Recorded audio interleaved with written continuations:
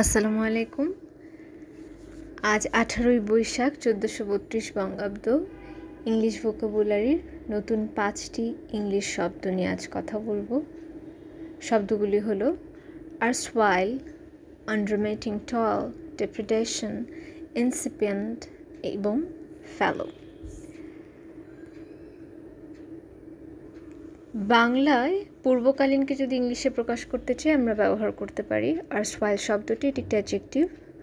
অবিরাম পরিশ্রমকে আমরা ইংলিশে বলতে পারি আনরিমেটিং টয়েল। এটি একটি ফ্রেজ। লুণ্ঠন বা অপহরণকে আমরা ইংলিশে ডেপ্রিডেশন বলতে পারি, একটি নাউন হিসেবে কাজ করছে। Spelling DEPREDATION, ডেপ্রিডেশন।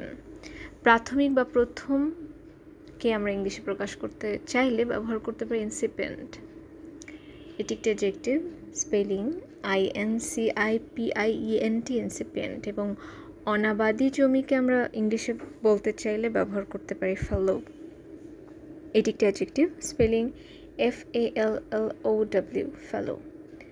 শব্দগুলো দিয়ে গঠিত একটি বাক্য অনেকটা এরকম হতে পারে: The erstwhile kingdom was thriving, now lay fallow after years of unremitting toil, incipient rebellion and relentless depredation by invaders।